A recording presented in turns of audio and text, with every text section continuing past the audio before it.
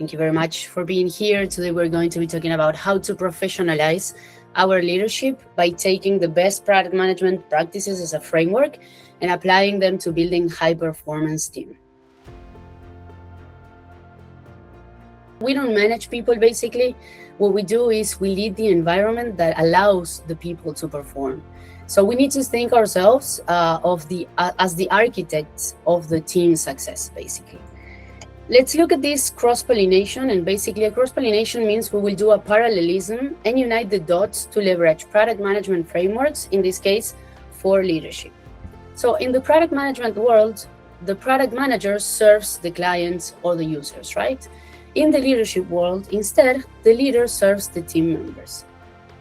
Knowing that as well, what the PM delivers to the users or the clients is basically the product or the platform. In the leadership world, the leader delivers the employee experience to the team members. And the PM gets in exchange, or the company actually, the customer payments, while in the leadership world, what we receive as the leaders or the company, we basically receive the delivery of the work as the value exchange. So having this cross-pollination here in mind, we're moving now to the framework of the product management leadership cycle in a sort of parallelism.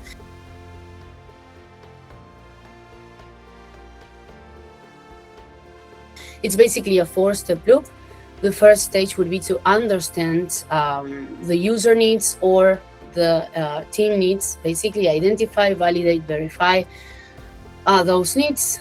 Then when we have those needs or that list of opportunities or problem, basically what we do is to prioritize, to order what are the most important things that we want to attack. When we know that, we already need to ideate solutions for them and then test them. And last but not least, in the cycle itself, we need to measure and make decisions. And that fits, again, the next first step of the new cycle iteration and so forth.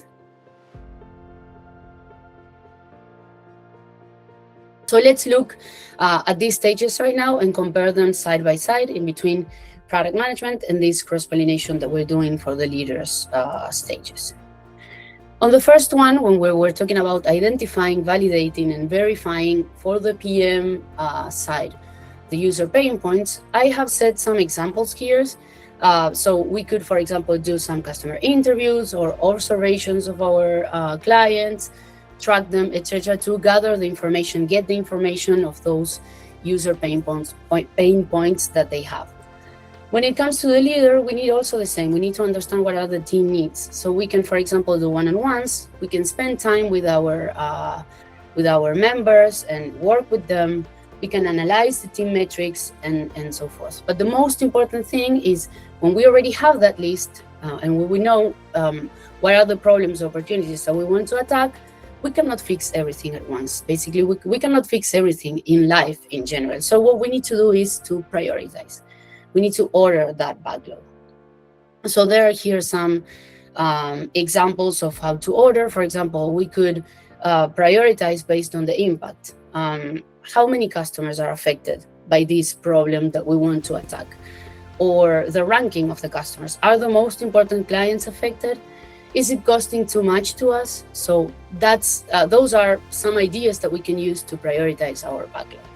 When it comes to the leadership side, basically, again, we also need to sequence what we're going to be fixing. So among a lot of different techniques or tools that we have, we can, for example, use member surveys, or we can discuss with the team and sequence again what we're going to be solving and so forth. But at the end, as you can see, and we will be going to the next two stages as well, it's a parallelism and it's basically the same. You can slightly change how you get that information or how you do things, just because it's a little bit different to be working with clients and users than with your own team members.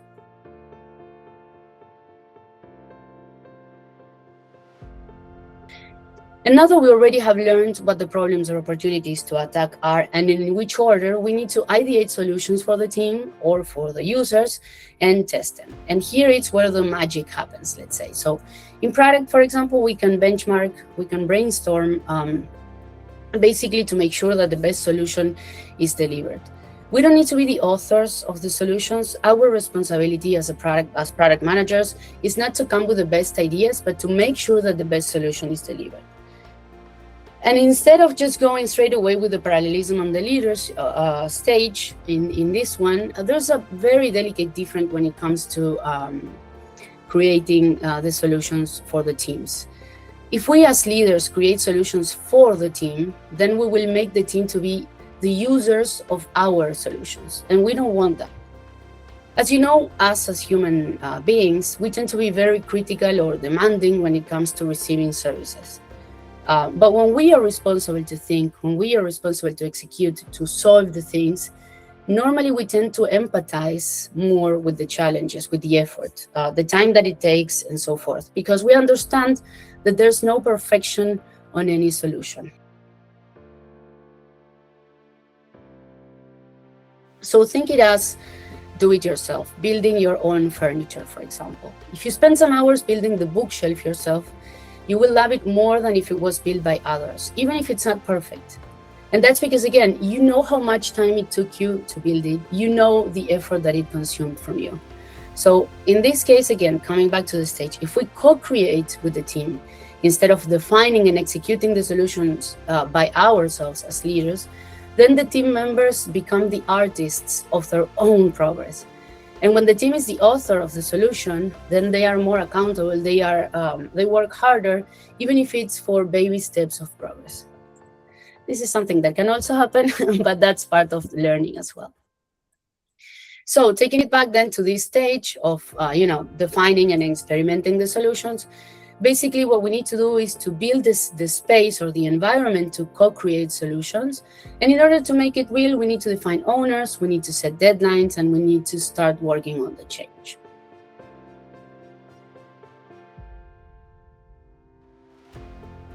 And then, we need to check the impact of our solutions. We need to make decisions. And for example, in product, we can check the NPS. NPS, it's a Net Promoter Score. Basically, it's a health metric to measure the overall loyalty or happiness of our users. We can check some other metrics, such as daily active users, how many users are active in a daily base. Churn, for example, like how many users disconnect from the system or unsubscribe or remove the app, among others. And when it comes to the leadership side, we can also use the same metric, the employee NPS, which is basically the same, how happy or how loyal our employees or our members are. We can check the velocity of the team, if it's a development team, for instance, or how many bugs per iteration we get, and so forth. There's a lot of different options that we could use, and just, again, putting some examples in here. But basically, the idea in this stage is if something that we have, if a solution that we have placed didn't work, we can roll back, and then we need to think of another one and try a different one. And if it did work, maybe we make some adjustments or so forth. But basically, this is an ongoing thing that, we're feeding again the new, as I was saying before, starting the new cycle, we're feeding it with the previous results and so forth. And this is something that happens forever.